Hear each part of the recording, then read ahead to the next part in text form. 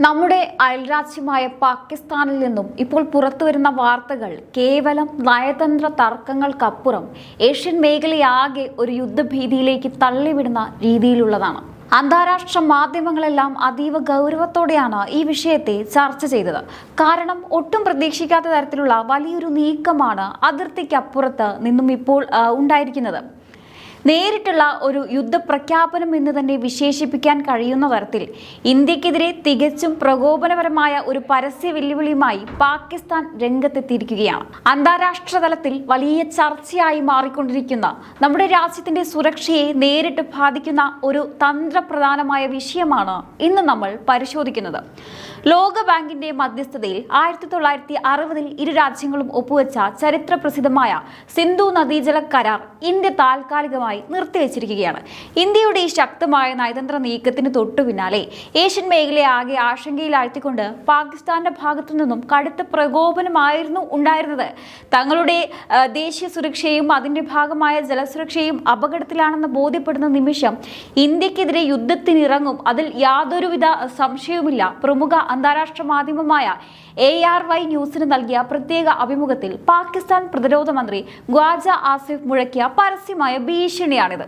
പാകിസ്ഥാനിലേക്കുള്ള ജലവിതരണം തടസ്സപ്പെടുത്താൻ ഇന്ത്യ അസാധാരണമായ വേഗതയിൽ നീങ്ങുന്നു എന്നതിന് കൃത്യമായ തെളിവ് ലഭിച്ചാൽ ഇന്ത്യക്കെതിരെ ശക്തമായ സൈനിക നടപടിയെക്കുറിച്ച് ആലോചിക്കുമെന്നാണ് അദ്ദേഹം കൂട്ടിച്ചേർത്തത്. അണുശക്തി രാജ്യങ്ങളായ ഇരുപക്ഷവും തമ്മിലുള്ള ഈ തർക്കം കേവലം ഒരു ജലതർക്കമല്ല, മറിച്ച് വരാനിരിക്കുന്ന വലിയൊരു ഭൗമരാഷ്ട്രീയ പ്രതിസന്ധിയുടെ സൂചനയാണ്. എന്താണ് യഥാർത്ഥത്തിൽ ഇവിടെ സംഭവിക്കുന്നത്? ദശാബ്ദങ്ങൾ പഴക്കമുള്ള ഒരു അന്താരാഷ്ട്ര കരാർ നിർത്തിവെക്കാൻ ഇന്ത്യയെ പ്രേരിപ്പിച്ച കൃത്യമായ കാരണം എന്താണ്? പാകിസ്ഥാന്റെ ഈ പെട്ടെന്നുള്ള യുദ്ധഭീഷണിക്ക് പിന്നിലെ യഥാർത്ഥ ലക്ഷ്യം എന്താണ്? നമുക്ക് വിശദമായി പരിശോധിക്കാം. അപ്പോൾ നോക്കൂ സുഹൃത്തുക്കളെ, പാകിസ്ഥാൻ വീണ്ടും ഇന്ത്യക്കെതിരെ പരസ്യമായ വെല്ലുവിളിയുമായി രംഗത്തിറങ്ങിയിരിക്കുകയാണ്. നിങ്ങൾ ഇതറിഞ്ഞു? എത്രയൊക്കെ തിരിച്ചടികൾ കിട്ടിയാലും എവിടെയൊക്കെ തോറ്റാലും ഒട്ടും പഠിക്കാത്ത പാകിസ്ഥാൻ ഇതാ വീണ്ടും ഇന്ത്യയെ യുദ്ധം ചെയ്യാൻ പഠിപ്പിക്കാൻ ഇറങ്ങി പുറപ്പെട്ടിട്ടുണ്ട്. യഥാർത്ഥത്തിൽ എന്താണ് സംഭവിച്ചതെന്നും തങ്ങൾ ചെയ്ത തെറ്റെന്താണെന്നും ഇപ്പോഴും മനസ്സിലാക്കാൻ അവിടുത്തെ ഭരണാധികാരികൾക്ക് കഴിഞ്ഞിട്ടില്ല.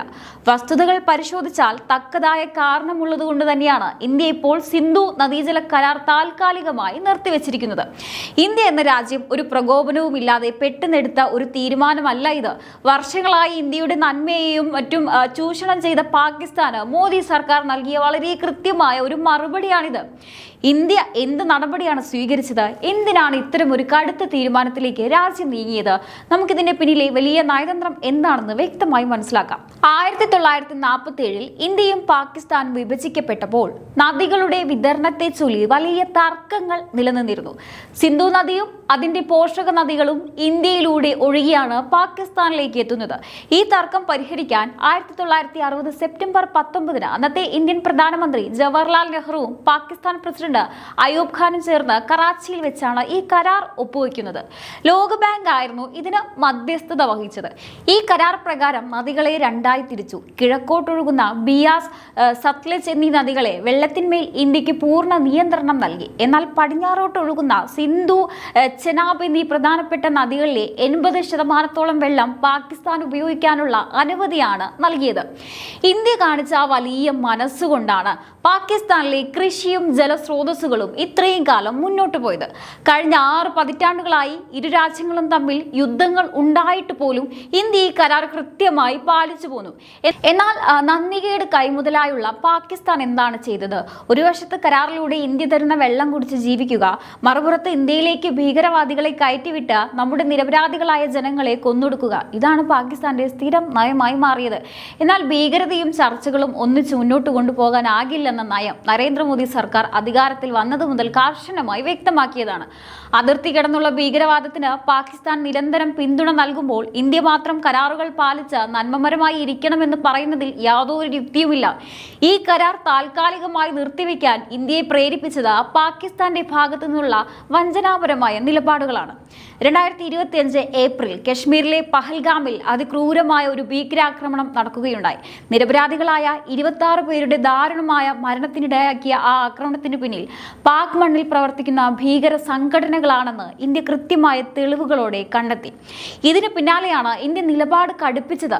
അതിർത്തി കടന്നുള്ള ഭീകരവാദത്തിനെതിരെ പാകിസ്ഥാൻ വിശ്വസനീയവും ശക്തവുമായ നടപടികൾ സ്വീകരിക്കുന്നതുവരെ ഈ ജലകരാർ പുനഃസ്ഥാപിക്കില്ലെന്ന ഉറച്ച നിലപാടിലാണ് ഇന്ത്യൻ സർക്കാർ. ഇന്ത്യ ഈ ജലകരാർ താൽക്കാലികമായി നിർത്തിവെച്ചതോടെ പാകിസ്ഥാനിലേക്കുള്ള ജലലഭ്യത കുറയുമെന്ന ഭീതി അവരെ വലിയൊരു പ്രതിസന്ധിയിലേക്ക് തള്ളിവിട്ടിരിക്കുകയാണ്. തങ്ങൾ ചെയ്യുന്ന തെറ്റുകൾ തിരുത്താതെ, അതിർത്തിയിലെ ഭീകരവാദത്തെ അടിച്ചമർത്താതെ ഇന്ത്യയിൽ നിന്നും ഇനി ഒരു ആനുകൂല്യവും പ്രതീക്ഷിക്കേണ്ടതില്ലെന്ന ശക്തമായ സന്ദേശമാണ് ഇതിലൂടെ പ്രധാനമന്ത്രി നരേന്ദ്രമോദി നൽകിയിരിക്കുന്നത്. ഇനി നമ്മൾ വസ്തുതാപരമായി വിശകലനം ചെയ്യേണ്ട മറ്റൊരു പ്രധാന വശമുണ്ട്. പാകിസ്ഥാൻ പ്രതിരോധ മന്ത്രി ഇന്ത്യക്കെതിരെ യുദ്ധകാഹളം മുഴക്കുമ്പോഴും ആ രാജ്യം കടന്നു പോകുന്നത് ചരിത്രത്തിലെ ഏറ്റവും ഭീതിജനകമായ പ്രതിസന്ധികളിലൂടെയും ജലക്ഷാമത്തിലൂടെയുമാണ്. അന്താരാഷ്ട്ര വിദഗ്ധർ ചൂണ്ടിക്കാണിക്കുന്നതനുസരിച്ച് പാകിസ്ഥാനിലെ ഇപ്പോഴത്തെ ജലപ്രതിസന്ധിക്ക് കാരണം ഇന്ത്യ മാത്രമല്ല, മറിച്ച് സ്വന്തം വിഭവങ്ങൾ കൃത്യമായി കൈകാര്യം ചെയ്യുന്നതിലും ഡാമുകളും ജലസംഭരണികളും സംരക്ഷിക്കുന്നതിലും പാക് സർക്കാരിനുണ്ടായ കടുത്ത ഭരണപരമായ പരാജയമാണ്. തങ്ങളുടെ ഈ ആഭ്യന്തര പരാജയങ്ങൾ സ്വന്തം ജനങ്ങളിൽ നിന്നും അന്താരാഷ്ട്ര സമൂഹത്തിൽ നിന്നും മറച്ചുവെക്കാനാണ് പാക് പ്രതിരോധ മന്ത്രി ഇപ്പോൾ ഇന്ത്യക്കെതിരെ ഇത്തരമൊരു തിരിച്ചുവിടൽ പ്രയോഗിക്കുന്നത്. നിലവിൽ സിന്ധു പ്രവിശ്യകളായി പാകിസ്ഥാനിലെ ആകെ ജനസംഖ്യയുടെ 1/3 ഭാഗത്തെയും ഈ ജലപ്രതിസന്ധി നേരിട്ട് ബാധിച്ചിരിക്കുകയാണ്. സിന്ധു ജലസേചന വകുപ്പിന്റെ ഔദ്യോഗിക കണക്കുകൾ നോക്കിയാൽ നമുക്ക് കാര്യങ്ങൾ മനസ്സിലാകും. നോർത്ത് വെസ്റ്റ് കനാലിൽ 64.1%, റൈസ് കനാലിൽ 38% ജലക്ഷാമമാണ് നിലവിലുള്ളത്. തന്ത്രപ്രധാനമായ സുക്കൂർ ബരേജിലെ ജലനിരപ്പ് അപകടകരമായ രീതിയിൽ താഴോട്ട് പോകുമ്പോഴും പ്രവിശ്യകൾ തമ്മിലുള്ള ആഭ്യന്തര തർക്കങ്ങൾ പരിഹരിക്കാൻ അവിടുത്തെ ഭരണകൂടത്തിന് കഴിയുന്നില്ല. ഇത് വലിയൊരു സാമ്പത്തിക തകർച്ചയ്ക്കും കൃഷിനാശത്തിനുമാണ് വഴിമാറുന്നത്. ഈ കടുത്ത പരാജയം ജനങ്ങൾ ചർച്ച ചെയ്യാതിരിക്കാനും തങ്ങൾക്കെതിരെ ആഭ്യന്തര കലാപം ഉണ്ടാകാതിരിക്കാനുമാണ് അവർ ഇന്ത്യയെ പ്രതിക്കൂട്ടിലാക്കാൻ ശ്രമിക്കുന്നത്. എന്നാൽ പാകിസ്ഥാന്റെ ഈ ഒരു ഒച്ചപ്പാടുകൾക്കും ഭീഷണികൾക്കും മുന്നിൽ ഇന്ത്യ ഒരടി പോലും പിന്നോട്ടില്ല. പ്രധാനമന്ത്രി നരേന്ദ്രമോദിയുടെ കീഴിലുള്ള ഭാരത സർക്കാർ എടുത്ത ഈ തീരുമാനം രാജ്യത്തിന്റെ പരമാധികാരവും സുരക്ഷയും മുൻനിർത്തിക്കൊണ്ടുള്ളതാണ്. പാകിസ്ഥാൻ തങ്ങളുടെ നയം മാറ്റാതെ, ഭീകരവാദത്തെ പൂർണ്ണമായി തുടച്ചു നീക്കാതെ യാതൊരു വിട്ടുവീഴ്ചയ്ക്കും ഇന്ത്യ തയ്യാറല്ലെന്ന് വ്യക്തമാക്കി കഴിഞ്ഞതാണ്. അന്താരാഷ്ട്ര തലത്തിൽ ഇന്ത്യയുടെ ഈ നയതന്ത്ര നീക്കത്തിന് വലിയ പിന്തുണയാണ് ലഭിക്കുന്നത്.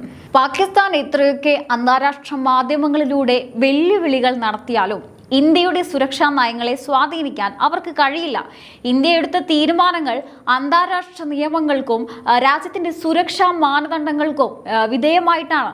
സ്വന്തം രാജ്യത്തെ ജലപ്രതിസന്ധിയും ഭരണപരാജയവും പരിഹരിക്കുന്നതിന് പകരം അയൽരാജ്യത്തിനെതിരെ യുദ്ധഭീഷണി മുഴക്കുന്നത് പാകിസ്ഥാനെ അന്താരാഷ്ട്ര സമൂഹത്തിന് മുന്നിൽ കൂടുതൽ ഒറ്റപ്പെടുത്തുകയുള്ളൂ.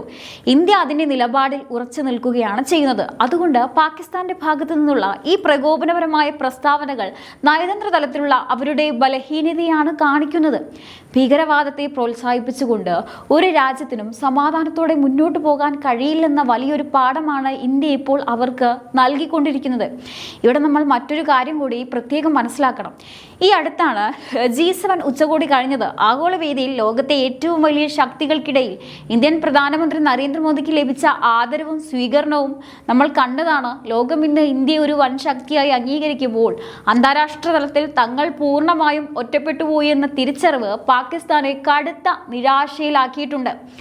ഇന്ത്യക്ക് ആഗോളതലത്തിൽ കിട്ടുന്ന ഈ വലിയ ബഹുമാനം പാകിസ്ഥാൻ ഒട്ടും സഹിക്കാൻ പറ്റുന്നില്ല. അതുകൊണ്ട് തന്നെയാണ് എങ്ങനെയെങ്കിലും ഇന്ത്യക്കെതിരെ തിരിഞ്ഞ് അന്താരാഷ്ട്ര സമൂഹത്തിന്റെ ശ്രദ്ധ പിടിച്ചുപറ്റാൻ വേണ്ടി അവർ ഇപ്പോൾ ഇത്തരമൊരു വെല്ലുവിളിയുമായി രംഗത്തിറങ്ങിയിരിക്കുന്നത്. ഇതൊരു തരം വില കുറഞ്ഞ പബ്ലിസിറ്റി സ്റ്റണ്ട് മാത്രമാണ്. എന്തായാലും ഈ ഒരു വിഷയത്തെ നിങ്ങൾ എങ്ങനെയാണ് നോക്കിക്കാണുന്നത്? തീർച്ചയായിട്ടും നിങ്ങളുടെ അഭിപ്രായങ്ങൾ താഴെ കമന്റ് ബോക്സിൽ രേഖപ്പെടുത്തുക.